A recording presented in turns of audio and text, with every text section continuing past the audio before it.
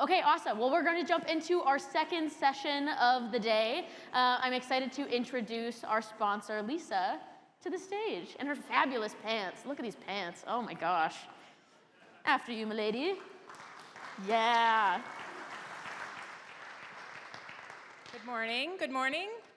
My name is Lisa Borton Weiser, and I am the owner, second-generation owner of Mid-States Wireless. Third-generation ownership is right back there at the back table, my two boys, Jordan and Tyler. We are a communications company that operates primarily in the public safety space. So I don't really have anything to sell to you. I am here to introduce our next speaker. And our next speaker, I'm going to tell you a little bit about her. She is a master gardener, and if any of you know her and ever have a chance to visit her backyard, it is literally a park vista. Absolutely gorgeous. She loves a good challenge, and her life motto is failure is not an option. So without further ado, she may be tiny in stature, but she is big in business. So without further ado, I want to introduce my friend, Sandra Vigen, but we all call her Mama Duck. Sandra? Love you. Thank you. Wow. Okay, since she said a pirate joke, I probably should tell the one I know. Pirate is sailing across the ocean. He's got his fighter, his sailing ship with all of his first mates, and he sees two ships coming. And he turns to his first mate and he says, "Pass me my red shirt." And he says, "Why the red shirt?" "In case I get shot. I don't want everybody to be scared." And he looks back again, and all of a sudden he sees a fourth one coming, and he turns to his first mate again and he says, "Pass me my brown pants." I should have on brown pants. I'm excited. This is really an honor for me to be here and be able to speak. It's funny because I remember in 2018 coming to the meeting, the event at the Avalon, and I had seen who was going to be speaking, and I was so excited. Rachel Boyer, I made sure that I went up to her and shook her hand because I've always admired what she built. Built her multiple businesses. Matt from Matt's Automotive. I mean, there's so many people here that it's like back then when I started and I had no clients. I quit a job of 10 years. I had been in sales and in advertising, and I was the hamster on the wheel. Go, go, go. It was never enough. And finally you come to a point in life where you realize, you know what? That's not the path I want to go down. Dave Ramsey had said, "What do you want to do when you're 59? Where do you want to be?" And I thought, well, I just have been for the last 10 years the hamster on the wheel, trying to sell advertising, sitting across from hundreds of business owners and trying to sell advertising because I knew best. You know, I knew what everybody needed. But during that 10 years, looking back on it, I had the chance to ask questions, get to know everybody, find out the good, the bad, the ugly in business. And luckily, I didn't think too much about it at that point. Now looking back, it's hard. I mean, it's really challenging. And I'll just share a challenge I had this morning driving here. One of my employees who's had a lot of issues sent in a text 7/16 saying, "I can't come to work, family emergency."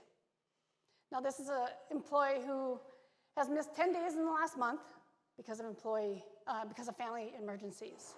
And I've been through some of the emergencies she's going through. So I've tried to have grace. And so it's not easy. I mean, being a leader is not easy. I try to lead by example with my employees. I mean, I started this business from nothing. God gave me a sign one day. I'll tell you that funny story. I've been praying for an answer of what should I do? And I was making crazy money. And we had a nice house. We had all the toys. So it was at that point in my life where it's like, how do you give up this, even though this part of your life, mentally, you're struggling because you have so much pressure on you to keep that up. And so I started praying to God, you know, what should I do? What should I do with the rest of my life? You know, I was a ripe 44 years old. I should figure it all out. And went into one of my accounts that I'd been assigned, and thinking I knew best, offered her a cup of coffee because she'd been avoiding my phone call. And this person put their finger in my face and rudely told me to get out and that she would call me when she's ready. This happened to be a cleaning business. So I got in the car and thought, this is my epiphany. So I called my mom and I asked her and I said, what do you think? Should I do it? Because I'd already been taking notes and kind of coming up with an idea. I knew I wanted to do something that was service related, that could help people, give time back to families, make a difference in my employees' lives. My goal was to hire people that, we're kind of stuck with, not stuck, but enjoyed cleaning. Maybe they didn't have an education or an opportunity to go on to something else, and there's nothing wrong with it. There's nothing wrong. If you're doing an honest job, whatever it is, hats off. I learned that as a teenager, being smart to my mom one time, talking and pointing out somebody who was working at a fast food restaurant and saying some comment about some smart teenage comment, judging them. And my mom at that point taught me that it doesn't matter what you're doing as long as you're doing an honest job and you're choosing to do that. You're no better than anybody else. And so, like I said, I got out in the car, called my mom, she said, just do it. And I drove across town and I quit my job, my 6-figure job of 10 years to start Mama Ducks. Didn't know what products I was going to use, didn't know what I was going to do, how to do it, but I knew that failure to me was not an option.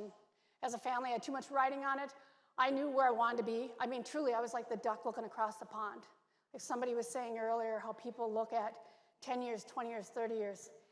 And that's truly how I think about this and where I want to be, and bettering people's lives along the way. So, my advice to other business owners when it comes to leadership is lead by positivity.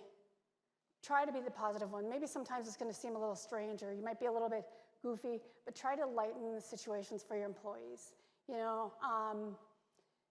Get in there and work with them. I think for me, I lead by example. There are days where I know that maybe we have a heavier house load or some larger, beautiful homes that they might need a little bit of help with. I'll just show up, and my shirt does not say Mama Duck, owner, CEO. I'm just like everybody else. And I hope I'll always be able to keep that. I did bring with, though, so like I said, failure is not an option. I did bring with I have something I call it's a 4-letter word, starts with S. It's a letter I wrote myself when I started this business. The first 6 months, I had a lot of time on my plate, and I wrote myself a letter about why I'm doing this business, how I want to make a difference, and it's my break in case of emergency. And I haven't opened it yet, but I keep this, kind of like the fire extinguisher in the glass container. It's like, in case of emergency, bust this. I thought to myself, if I ever have a moment where I think, what the heck did I do? And there have been some challenging days. It's not easy to open this up. I've learned also my journey to listen to positive music, listen to positive podcasts, be around people who support you and are going to make you a better person. I'm blessed. My husband left his career that he went back and got his master's for to join the business because we grew from me to we're now at about 25 employees.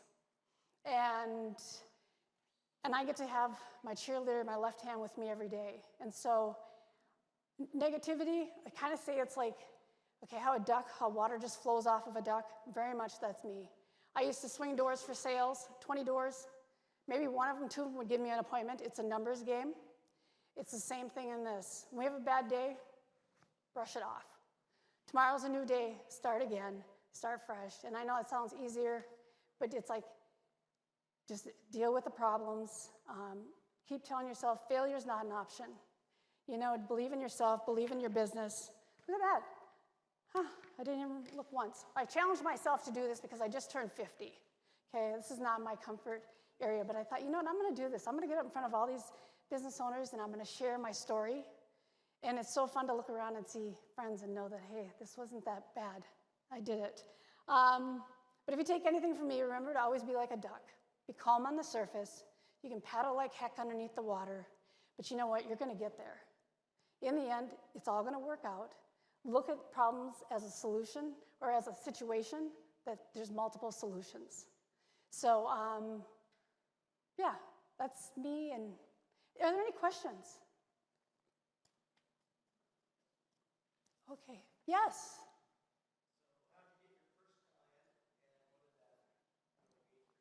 Yeah. So for the first month, I had got the website up, I had all my stuff in order, but I had no clients. So I literally had to take some of that advertising knowledge that I had and put it out there. And the very first client we got was a house that was in Holly, about 9,000 square feet. It was a day that it was about 90 degrees, and her geothermal air conditioner did not work. But I actually, at that point, had already hired my first employee with no jobs. How I talked her into that. But so we're at this house. It's 90 degrees. We didn't dare open up the windows. I thought I had, exactly what we do and how we do it. And I just remember sitting there on the steps at the end and kind of going like, we got to figure this out. And I offered her a granola bar and a bottle of water, and I just thought, oh my gosh, what did I get myself into? But if you just believe in yourself, it all works out. So, and the thing that a lot of people usually ask me too is, how'd you come up with your name? My husband started calling me that when we went to Disney World. I won a trip with the previous company that I worked with. And there's 7 of us. And if you go on vacation with me, you go with an itinerary. You know what you're eating, what time you're getting up, what time you're going to bed, And as a parent, yes, you need to take your child to Disney. You don't want them in your basement when they're 40 because they didn't get to see Mickey. So, and as most of us with our phones, pictures everywhere. My husband got very annoyed with that. And the very last picture I got of him was them sitting in Epcot in front of the pond in front of Germany. And my husband was like grumbling because he, one more picture, that's it, no more. And a duck flew out of the pond and hit me in the side of the head. Now, this is 4 years before I started the business. And we got home from that trip, and my husband said, man, that was the perfect trip. He goes, it was like going on a trip with Mama Duck. And I said, what? And he's like, because you go a foot to the left, we'd all follow. You go a foot to the right, me carrying my sheet. Because we got to be at this ride at this time, And so when I decided, you know what, I'm going to start my own business, he's the one who said, call it Mama Ducks. And I'm like, no. What? No. I'm going to go from a professional salesperson to cleaning toilets. What? And I'm going to call it Mama Ducks. And I thank him all the time because it was so fun to come up with the branding and be able to market it. And I'm very much the Rosie the Riveter type. I'm not too good for anything. When I started, the 9,000 square foot house, yeah, that was beautiful. It was a nice house. Everything after that day for about the first 6 months was college move-outs, property management work. I saw the bad of the bad. And I only had to throw away one vacuum because of how bad it was. But I knew where I was going. I've always told myself, it's like I know where I'm going. And so I carried myself as a professional and just, kept my head up, and I'm getting there. So that's me. Thank you so much. So Sandra's hosting the post happy hour in her garden. Everybody, we'll meet her there.